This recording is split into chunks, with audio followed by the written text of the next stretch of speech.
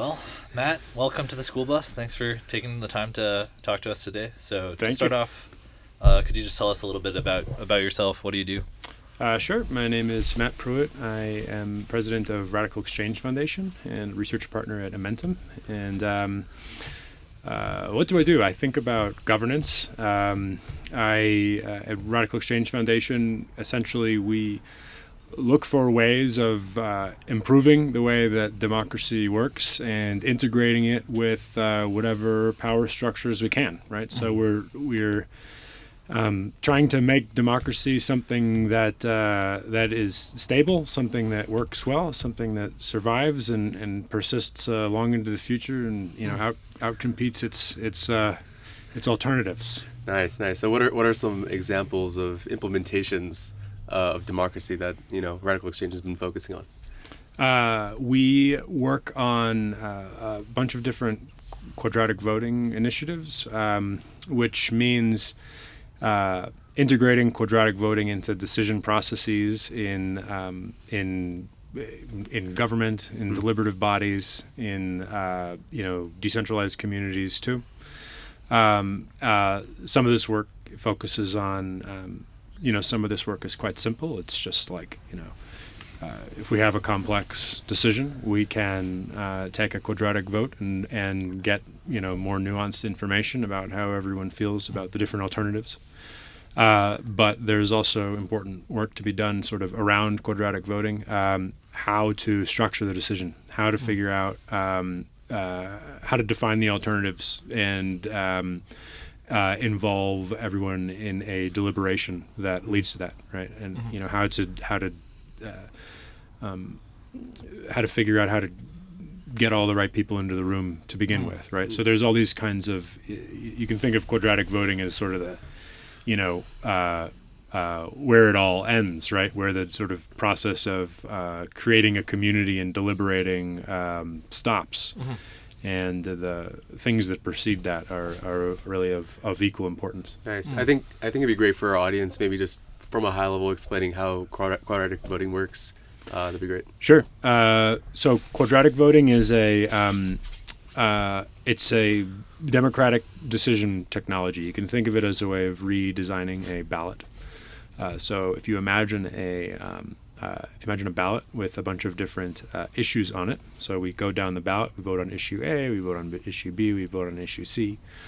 The normal way that works is that everybody gets one vote per issue. And in quadratic voting, instead, everyone starts with an equal budget of voting credits, which they can then allocate to the different issues in different amounts, depending how strongly they care about the particular issue. So for example, you care more strongly about issue A, then in addition to deciding thumbs up or thumbs down or whatever on issue A, you put a number of voice credits on it to express how strongly you care. The twist, though, is that the number of voice credits that you allocate to your option translates to the number of counted votes quadratically. So if I want to vote once on an issue, I allocate one voice credit to it. If I want to vote twice on an issue, I allocate 4 voice credits to it, and so on. And so what that means is that people are able to express a stronger view on the issues where they have a stronger view. But there isn't an incentive to yell at the top of your lungs, because if you express a very strong view on a particular issue, you pay a non-linearly increasing cost to that, which means you have a quieter voice on everything else that the group is deciding. Right. How have you seen the sort of distribution in voting there? Have you seen a lot of people kind of keep it low with their votes, or like where's the sort of, I guess, let's say 50% of the voters, where do they lie on that exponential function, right? Do most of them kind of lie in the middle, or towards the beginning is it skewed? Yeah, most people definitely most people do something in between an extreme vote concentration and an equal vote, equally spreading their voice out between the issues. Most people find a middle way between those two things. Which, if you think about it, is makes sense, right? That's accurate, right? We all when we're asked to vote on a number of different issues, whatever they may be, we're naturally going to care more about some of them, but we're not. We're typically not going to care about one of them to the exclusion of all others. And so that's what you see. I mean, quadratic votes typically end up with a fairly impressive representation of that. How's the implementation going? Are you having good progress getting different places to adopt quadratic voting, or what's that look like? Yeah, I mean there's a lot of a lot of the work that we do is kind of custom tailored hand-holding, where we work with institutions to think about how to integrate this and do it. But we also just build open source tools and let anybody use them. And there's a ton of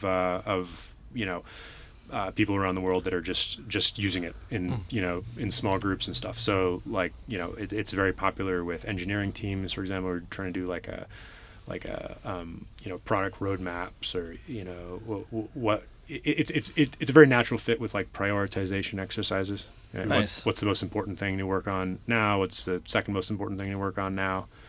Yeah.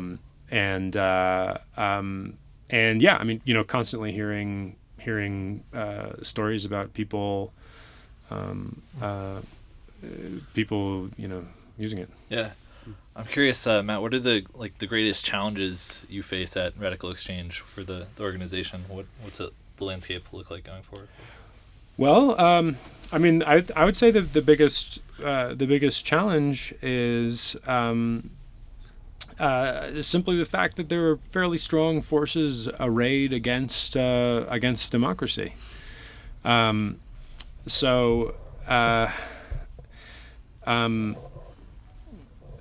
The way that I would characterize it is that on the one hand you've got a sort of a extreme centralization autocracy model. There are plenty of people who believe and who want the world to move in that direction. And then on the other side you've got what I sometimes call exitocracy, right? The idea that we're going to make everything work better by making everything easy and costless to depart from. And I think that democracy really lies between those two.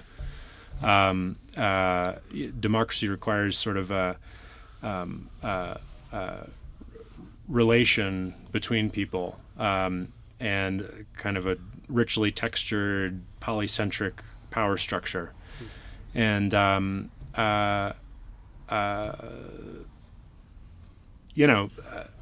I mean, for obvious reasons. I mean, there are geopolitical forces arrayed, towards the autocracy thing. There are financial and capitalistic incentives arrayed towards the exitocracy thing. Right.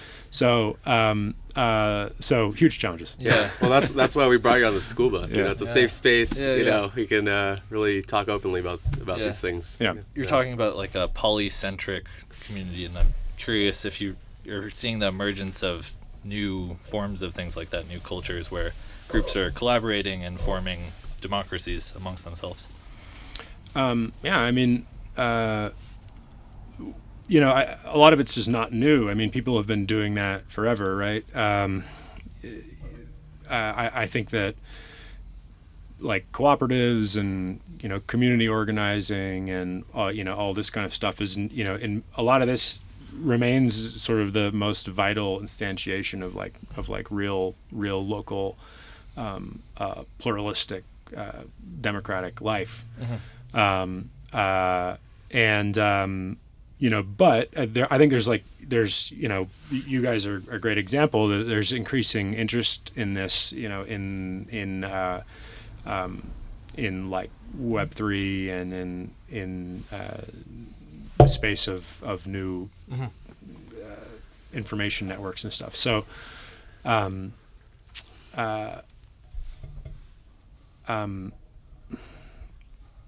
sorry. I had a good example in my head, but I've now forgotten. Yeah. No worries. Well, one thing that really resonated on when we first started Sapien back in 2016, the idea was to build a democratized social platform, right? And we actually approached it out of the space of crypto. Yeah. But the idea was like, how can we give people more and more power and being part of these large and actually have a voice. So we were thinking about DAOs before they What became was the term? democratized autonomous platforms. So that was like democracy was really core Right. to our mission as well. And we're like, we tried a few different models. Just turns out you need to put communities really in control. Yeah, exactly. So- I'm sorry. I remember what I was going to say. What I was going to say is I think that just the sort of the increasing integration of like proof of personhood technologies is super important to the viability of this kind of pluralistic organization, because, and it's not. I don't want to give the impression that I believe that proof of personhood is just the key to a glorious future, and that it's not. But without it, it's very hard to imagine democracy working, because you need to make sure that everybody's only in the system once. You need to make sure that people aren't sort of buying influence from the lowest bidder. Right. How do you see the role of cheapest seller, rather? Yeah. How do you see the role of like pseudonymity in democracy? Do you feel like people have to reveal all the information to participate, or no? I mean, no. I think it's context dependent. I think that there are some kinds of situations in which pseudonymity is necessary, actually, and other kinds of situations which less important. There's also gradations of this, like when we're talking about identity, are we talking about exposing our identity to other people in the group? Are we talking about exposing it to the entire world? What aspects of our identity are we exposing? Are we exposing a pseudonym with reputation linked to it, or are we exposing a pseudonym with no information linked to it? There's all these different sort of versions of it. Yeah, it's something we've been thinking a lot with our passports, right? Functioning as a social ledger, that can track achievements, contributions, and being able to reveal only what you need to. Yeah. Right. That's where we see all this heading. On the social side. The context-dependent piece is so important. Communities having control over how much information they want people to reveal to participate. But I think the future is democratizing control over those mechanisms. Yeah. Which DAOs have you seen and heard about that you're really excited by? No comment. I'll skip No comment. We're talking a lot about the future. I'm curious if you have, what's your grandiose vision of the future look like? If you could paint a picture for the audience of like, oh my God. What a question. I think well, one thing I've been going around saying in recent years is that I reject the label of optimism or pessimism. I reject these concepts. I think that being an optimist or a pessimist just means you believe something without evidence, right? Yeah. And I'm hopeful about the future. I'm concerned in many ways, but the hopeful version of it is that we will see self-organizing, pluralistic texture of different communities that are able to interact with one another, acknowledge one another, respect one another, and empower the people within them, without themselves becoming, new centers of power concentration that, as set up in opposition to the rest of the world, right? So it's super hard problem, but that's what we're. That's the idea. We've been getting so many interesting perspectives too, and I'm curious. Like, do you see there's the whole camp of like game A, game B, right? There's the whole thing that like these systems can't coexist. How do you see that? Like, you're kind of touching on this, but do you see the future like where there's like a one side, like DAOs, everything is DAOs? Yeah. So the power concentration is sort of seems like an inevitable trajectory, and it's hard to reverse. Like, what's at the end of the road of the power concentration in the current institutions? Does it require a whole new start, or is there some form of like resetting? Yeah. That. What's the migration process for democracy, Matt? That's what we're trying to get at. Well,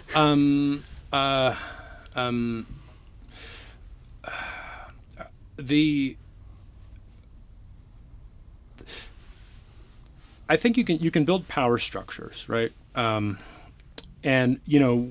when you walk around East Denver and talk to people and understand most of what people are doing is building power structures, right?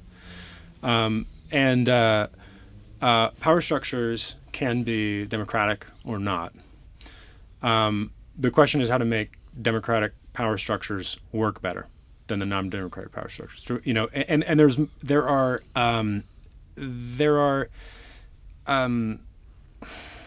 like different ways that could happen. One way it could happen is if they're like more efficient or something, right? If they just like work better than the autocratic ones because they incorporate more information. They incorporate more. They sort of synthesize the intelligence of the human beings that are part of them better than the other structures, right? Another way of, but another avenue which I think is probably equally important is just like values, So I think that I think it's important for people like more people, the general public, to be able to kind of see recognize a non-democratic power structure when they see one. And accordingly kind of put get the sort of moral instincts of all of us pushing us into the right direction. I think the value layer is so important, like people's values. And one of the things we're doing at Sapien is creating tools for communities to launch their own currencies. And we see the tremendous potential of people coming together and deciding what those values are. With control over these currencies, they can do things like fund public goods together based on what matters to them. Yeah. We should talk more. I mean, I've been thinking a lot about community currencies.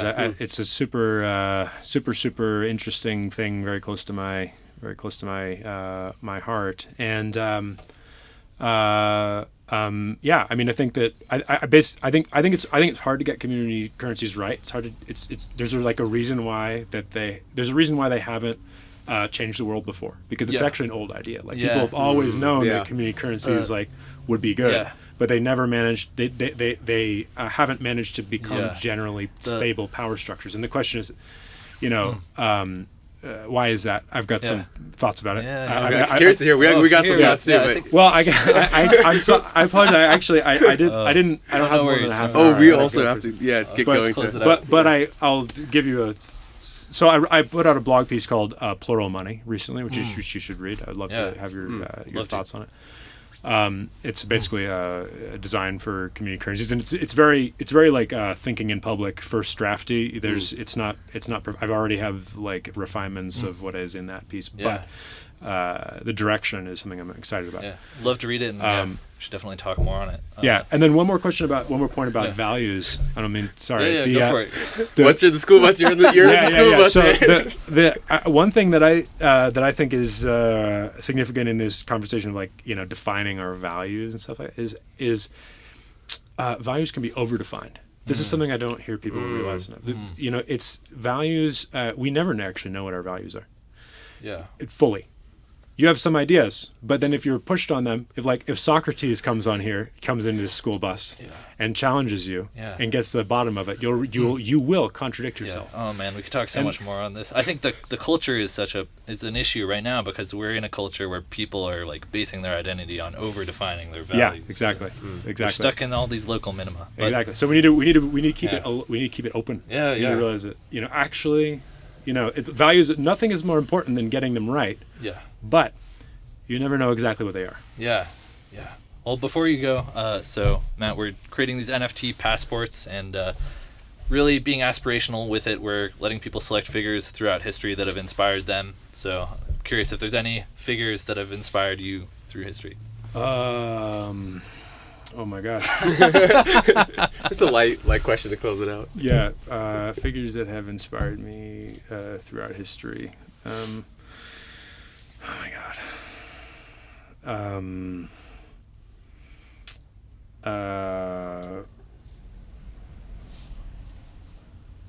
Let me sit in the awkward silence for a second and actually come up with an answer. I think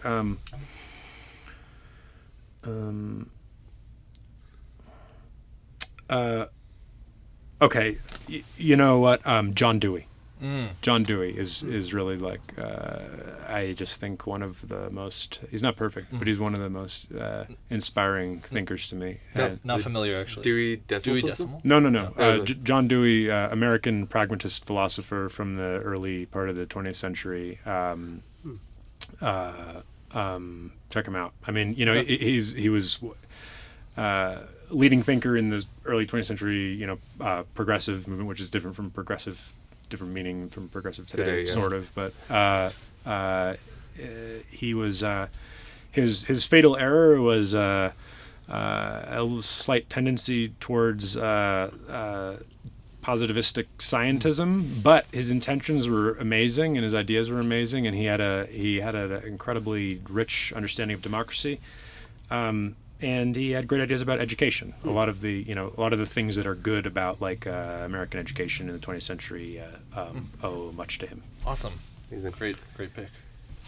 Awesome, Matt. This is it's been a pleasure. We can go on and on. I can tell like we were just getting into it, but another episode, I think. Okay, thank you. Appreciate it. Yeah. Thanks. All right. See you guys soon.